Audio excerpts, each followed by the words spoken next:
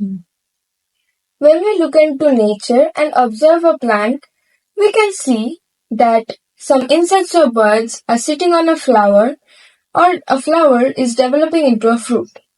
There is a science behind this, and a biological process called reproduction is going on behind these sites. Reproduction is the process by which an organism, such as plants, animals, and etc., reproduce their young ones to continue their race. So reproduction can be of two types: asexual reproduction and sexual reproduction. In asexual reproduction, there is no fusion of gametes taking place and only one parent is involved. In the sexual reproduction, the fusion of male and female gametes take place and two parents are involved.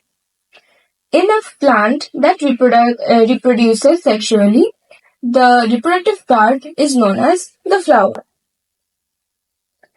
In the flower, there is a structure which is known as the sepal, which is one of the four holes of the flower. In the sepals, there are a leaf-like structure which contains chlorophyll, and the function of this part is to provide a base and support for the flower. It can also undergo photosynthesis if it contains chlorophyll. The flower contains four parts in its structure, or four holes. The sepal is one of them, which comprises the calyx, and there is the petals present in the flower, which comprises and is known as the corolla. These petals are the colorful parts of the flower. They attract insects and birds for pollination to take place. The main reproductive part in a flower is known as the stamen. It consists of two parts, the anther and the filament. The anther consists of pollen sacs which contain pollen grains, which contain the male gametes of the flower. These male gametes are transported to the female reproductive part. In the female reproductive part, there are three main structures present. The stigma is the topmost part of the female reproductive part of the flower.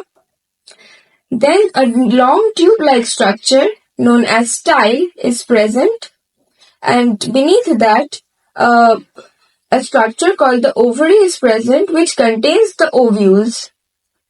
The ovules contain the female gametes of the flower.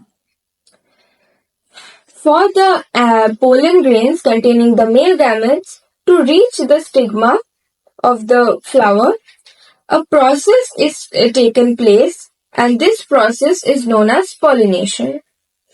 Several agents or pollinating agents such as insects and birds, and also water and wind help in the transportation of these gametes to the stigma. In the plants which use the insects and the bird for pollination, they have brightly colored petals and a sweet fragrant substance known as nectar to attract these insects and birds.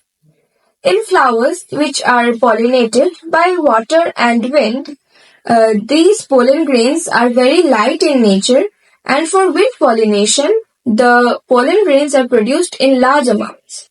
For water pollination, the pollen grains are produced such that it is light and can float on the water. When these pollen grains reach the stigma, these pollen grains, one of the pollen grain grows and forms a pollen tube. This tube reaches the ovary. When it reaches the ovary, it contains two male nuclei. One nuclei fuses with the egg cell containing the female gamete, and the fertilization occurs. The fusion of these two male and female gametes is known as fertilization. The other male nucleus fuses with two nuclei present in the ovary. These are known as the two polar nuclei. When this fusion occurs, this is known as double fertilization, as two fertilizations are taking place at the same time. When the fusion between the male nucleus and the two polar nuclei occur, that causes to the formation of the endosperm. The endosperm provides nutrition to the growing seed. When the ovules develop into the seed, the ovary which protects the seed also develops into a fruit. When this occurs, the other parts of the flower, such as the sepals, the petals, the stamen, and the other parts of the female reproductive system, the style and the stigma, they wither away and dry off. Which is present, we can see the fruit, and the seeds present inside it.